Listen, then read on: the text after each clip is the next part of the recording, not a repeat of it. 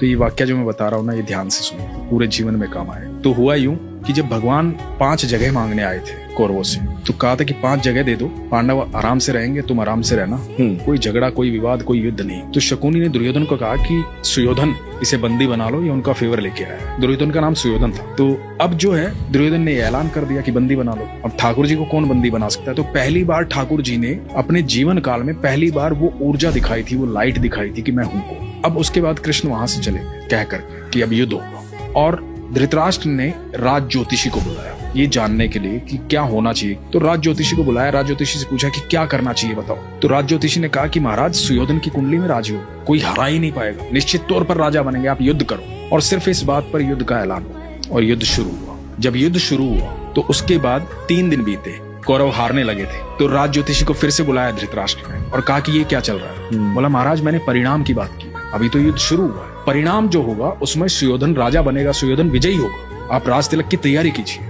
ठीक है। अब धृतराष्ट्र लगातार चिंता में था। 8 दिन बीत गए, आधी सेना निपट गई थी कौरवों की। अब ये दिखाई दे रहा था साफ साफ कि कौरव हार जाएंगे, पांडव जीतेंगे। तो फिर से बुलाया गया राज ज्योतिषी को। धृतराष्ट्र बैठे हुए हैं, महात्मा विदुर बैठे हुए हैं, और राज ज्योतिषी को पूछा गया कि भाई ये क्या हो रहा है? तो कह रहा था कि सुयोधन राजा बनेंगे। अब तो 8 दिन बीत गए, आधी से ज्यादा सेना निपट चुकी है हमारी।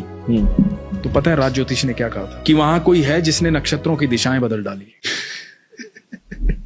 कोई है जो समय और परिधि से परे है। हाँ। कोई है वहां। तो विदुर ने कहा था कृष्ण है वहां। हाँ। तो जिसके साथ कृष्ण होते हैं ना, अनंत ब्रह्मांड के सारे नक्षत्र, सारे ग्रह उनके चरणों में हैं। बिल्कुल।